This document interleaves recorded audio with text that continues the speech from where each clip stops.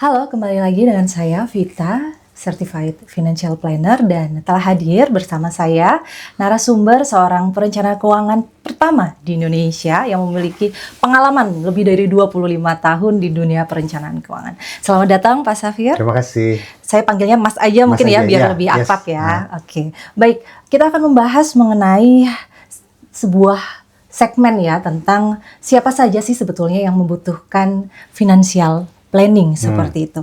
Nah, boleh diceritakan nih Mas Safir, menurut pengalaman Mas Safir dari seluruh klien yang sudah pernah berkonsultasi dengan Mas Safir, sebetulnya siapa saja sih yang membutuhkan financial planning ini? Saya ini pertanyaan menarik ya. Kenapa? Karena banyak orang berpikir mereka berpikir bahwa financial planning hanya dibutuhkan oleh orang yang punya duit ya. Yang punya duit itu mungkin beberapa orang mikir dia harus ada aset tertentu misalnya seperti itu. Atau kebanyakan juga salah pahaman lah. Orang berpikir bahwa seringkali financial planning hanya dibutuhkan oleh orang dengan penghasilan tertentu. Nah, kalau saya ditanya siapa yang butuh financial planning, adalah satu dari dua pilihan. Nomor satu, dia punya penghasilan, itu pertama ya. Penghasilan itu ibaratnya penghasilan rutin pertama. Atau ya bukan dan, dia punya simpanan di rekeningnya gitu ya. Which is berarti hampir semua orang punya. Kalau nggak dia punya penghasilan, dia punya simpanan, berapapun itu, seperti itu. Jadi mereka butuh financial planning. Kenapa? Karena secara nggak sadar, Mbak Vita, banyak di antara kita yang seringkali mengambil keputusan-keputusan kecil, di mana itu financial planning juga. Contoh misalnya, aduh saya nggak punya uang cash, saya butuh ambil uang cash deh di ATM. Kemudian di ATM dia ambil sejumlah angka tertentu yang tidak menghabiskan uang banyak supaya uang rekeningnya nggak habis misalnya. Atau keputusan-keputusan kecil lain, misalnya milih sekolah buat anak. Nah, ketika milih sekolah buat anak, dia akan memilih sekolah yang mungkin angka bulanannya dia sanggupi. Karena setiap bulan penghasilannya sebesar sekian. Kalau penghasilan bulanan saya sebesar sekian, uang sekolahnya sebesar sekian, masih oke nih seperti itu. Itu sebetulnya pertanyaan financial planning loh. Nah, sekali lagi, jadi sebetulnya hampir semua dari kita pasti sudah pernah melakukan proses pengambilan keputusan tentang financial planning. Cuma kita nggak nyadar aja bahwa itu adalah financial planning. Jadi sekali lagi, semua orang butuh financial planning. Sekali lagi, yang pertama, kalau dia sudah punya penghasilan rutin atau dia sudah punya rekening di tabungannya. Baik. Terus kemudian nih menyambung tadi siapa saja yang membutuhkan ya sebetulnya. Nah, ada misalnya suatu kasus orang yang mungkin tidak memiliki penghasilan dan tidak memiliki simpanan, tetapi dia ingin memperbaiki hidupnya itu. Kira-kira gimana tuh Mas? Kuncinya salah satu yang bisa dilakukan adalah ya dia harus punya cash flow atau uang masuk. Nah, dengan dia punya cash flow atau uang masuk, maka dia rekening simpanannya akan terisi tuh. Rekening simpanan akan terisi, dan kalau dia terus tiap bulan, dia akan bisa terus mengisi rekening simpanannya. Jadi itu salah satu cara yang bisa dia lakukan. Intinya adalah ya dia harus cari sesuatu yang menghasilkan income. Bisa kerja rutin, bisa kerja jadi freelancer, bisa kerja betulin AC, apapun itu yang penting ada uang masuk untuk mengisi rekeningnya. Dan itu sudah proses financial planning juga itu, seperti itu. Betul, jadi seseorang itu harus memiliki motivasi untuk menghasilkan ya, untuk membiayai kehidupannya. Kemudian setelah itu ada keputusan-keputusan keuangan yang bisa dia ambil secara lebih cermat menggunakan financial planning. Nah, kemudian mungkin ada cerita-cerita nih atau pengalaman tentang keluarga yang membutuhkan financial planning. Mungkin ada bagaimana sih cara mengatur keuangan keluarga yang mungkin baru menikah, kemudian sudah memiliki sejumlah keturunan, dan kemudian mungkin perencanaan keuangan untuk keluarga yang menghadapi masa pensiun. Mungkin generasi milenial saat ini sudah harus memikirkan bagaimana menyusun perencanaan keuangan untuk menghadapi masa pensiunnya. Mbak Vita, jadi kalau saya ditanya apa yang harus dilakukan seseorang ketika dia ingin melakukan perencanaan keuangan, mulai dari mungkin dia single, apakah dia berkeluarga, dan lain sebagainya. Jadi kalau kita misalnya belajar kelas CFP di MMUGM, ada nanti diajarkan ada yang namanya piramida. Jadi piramida financial planning, piramid ya. Bentuknya seperti ini piramid. Jadi piramid itu intinya adalah pada dasarnya di bagian bawah piramid itu kita harus memenuhi apa yang basic dulu ya, basic dulu. Kemudian lama-lama makin ke atas yang kita pikirkan adalah apa yang bisa kita wariskan gitu ya. Tapi biar gampang Mbak Vita, kita ibaratkan saya mau ibaratkan itu piramid itu seperti sebuah rumah. Jadi kalau rumah itu kan ada fondasi tuh, rumah itu ada fondasi, kemudian di atas fondasi ada bangunan, di atas bangunan ada atap gitu ya.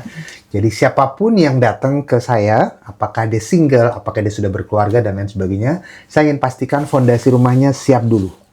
Nah, fondasi rumah itu dalam keuangan itu ada 3. Nomor 1, memastikan bahwa pemasukan dia selalu lebih besar daripada pengeluaran. Jadi kalau misalnya dia punya pemasukan katakan 10 juta per bulan, saya harus pastikan pengeluaran dia kurang dari 10 juta per bulan. Kalau tidak, maka itu mesti diberesin dulu. Karena sekali lagi ini fondasi, ya. Kemudian fondasi kedua, masih di fondasi dulu, yaitu memastikan bahwa dia punya dana, namanya dana darurat, ya. Jadi dana darurat adalah intinya adalah dana yang bisa dia gunakan untuk membayar keperluan kalau terjadi keperluan darurat. Dana darurat nih dalam institusi negara juga ada loh, namanya cadangan devisa. Sama persis. Nah, ini namanya dana darurat. Saya selalu bilang 3-6 bulan pengeluaran keluarga udah cukup oke. Kemudian fondasi ketiga adalah fondasi namanya proteksi. Jadi proteksi ini memastikan BPJS-nya semua sudah mantap ya. Kemudian kalau perlu di luar BPJS dia ambil lagi asuransi lagi tuh. Asuransi swasta, kesehatan asuransi jiwa dan lain sebagainya. Jadi nomor 1, siapapun yang datang kepada saya ingin pastikan fondasi jelas dulu ya. Fondasi, kalau fondasi udah mantap, saya ulang lagi. Pemasukan lebih besar daripada pengeluaran, dana darurat dan proteksi. Kemudian di atas tuh ada yang namanya bangunan. Jadi bangunan ini tugasnya adalah untuk kita mempersiapkan dana buat masa depan. Dia mau nyiapin uang buat sekolah anak, dia mau beli sesuatu, dia siapin dulu dananya. Kemudian dari situ baru namanya atap, yaitu kekayaan. Kekayaan itu adalah atap dia yang akan dia wariskan kepada anak cucunya. Sekali lagi, perencanaan keuangannya kita mulai dari fondasi dulu, pemasukan lebih besar daripada pengeluaran, dana darurat, dan proteksi. Nah, itu nih kawan UGM. Jadi untuk memastikan ya siapa yang membutuhkan perencanaan keuangan, setiap kasus memiliki fondasi yang berbeda-beda seperti itu ya Mas Safir, sehingga kita harus memastikan terlebih dahulu seperti tadi ya piramida keuangannya itu kita cek kembali apakah memang fondasinya sudah baik, kemudian bangunannya seperti apa dan akhirnya di atapnya seperti apa. Kemudian ada nggak sih perbedaan perencanaan keuangan nih antara karyawan dan entrepreneur gitu ya? Mungkin kalau karyawan itu kan gajinya, penghasilannya tetap. Nah, kalau entrepreneur itu kan tidak tetap ya, ada waktu-waktu di mana penghasilannya tinggi, ada minus juga kalau misalnya memang kondisi ekonomi atau bisnisnya lagi kurang bagus. Kira-kira apa yang perlu dipersiapkan di perencanaan keuangan bagi kedua jenis klien itu? Ya, intinya adalah bahwa yang namanya entrepreneur itu kehidupannya lebih variatif ya, lebih variatif. Ibaratnya kalau dia pergi ke dunia fantasi itu dia naik jet coaster namanya, dia kadang bisa di atas, kadang bisa di bawah, kadang di bawah lagi, kadang di bawah lagi gitu. Baru naik lagi ke atas gitu ya. Mari kita mulai. Jadi intinya adalah kalau seorang karyawan dia dapat penghasilan katakan tiap tanggal 25 gitu ya. Kalau dia pegawai negeri mungkin dia dapat tiap tanggal 1. Dan dari situ biasanya sudah ada hitungan tuh kalau dia dapat penghasilan berapa mesti dia sisihkan, untuk belanja berapa, untuk uang sekolah anak berapa. Jadi dia biasanya tanggalnya sudah pas. Nah, entrepreneur ini ada 2 macam lagi entrepreneur ternyata. Jadi pertama ada entrepreneur yang begitu dia dapat income, uang atau laci usahanya dia gunakan untuk membayar pengeluaran pribadi dia. Jadi ini sama kayak misalnya seorang entrepreneur yang dia punya warung, seorang ibu warung, dia punya warung. Kemudian pemasukan warungnya ada banyak gitu ya. Kemudian suatu hari anaknya dia datang ke ibunya, "Mama mau sekolah nih, minta duit dong." "Minta duit mulu," kata mamanya sambil ngedumel. Dia buka laci, dia ambil uang di laci warung, dia kasih ke anaknya. Nah, ini banyak juga terjadi pada entrepreneur besar. Pemasukan usahanya dijadikan, dia samakan dengan pemasukan pribadi dia. Jadi kalau dia mau beli mobil pribadi, dia ambil dari pemasukan usaha. Itu tipe entrepreneur yang pertama. Tipe entrepreneur kedua, dan ini yang saya sarankan adalah entrepreneur ketika dia punya income, jangan gunakan untuk bayar pengeluaran pribadi dia, tapi dia gunakan untuk membayar gaji karyawan, termasuk dia harus menggaji dirinya sendiri. Karena si entrepreneur itu kebetulan juga bekerja di perusahaan itu. Nanti kalau dia ada pengeluaran pribadi, ambil dari gaji yang dia ambil itu tadi. Anak dia minta uang buat sekolah, dia membeli kendaraan, dia gunakan dari gaji pribadi yang dia dapatkan dari mana? Dari dia menggaji dirinya sendiri. Jadi kalau saya ditanya sekali lagi, apa yang harus dilakukan sebagai seorang karyawan dan entrepreneur? Kalau entrepreneur itu menggaji dirinya sendiri, maka entrepreneur tadi sama seperti seorang karyawan. Karena dia gajiannya bulanan kan? Betul. Itu. Tapi kalau dia ngotot, "Pak Safir, saya tidak mau menggaji diri saya sendiri, kayaknya kecil kecil Pak, soalnya ya. Lebih baik saya jadikan uang pemasukan usaha sebagai pemasukan pribadi. Dan kalau dia ngotot seperti itu, maka caranya agak berbeda. Dia harus menabung setiap kali dia dapat income. Contoh misalnya bisnisnya mendatangkan income seminggu sekali, dia kumpulkan income-nya berapa, dari situ dia sisihkan buat dia tabungkan 10% lah, 20% dari income usahanya. Karyawan juga begitu, dia sisihkan 10-20% dari income atau dari gaji dia setiap bulan. Kemudian kedua, entrepreneur biasanya dia sudah lebih berani dalam mengambil keputusan investasi. Kalau karyawan mikir-mikir, kenapa? Karena kalau habis ini uangnya habis, gaji yang berikutnya tanggal 25. Tipenya konservatif tipenya biasanya konservatif. ya. Nah, entrepreneur itu sangat terbiasa mengambil, dia sangat terbiasa agresif karena dia terbiasa uangnya banyak banget, tiba-tiba uangnya nggak ada, habis itu uangnya banyak banget, nggak ada lagi, itu sangat biasa.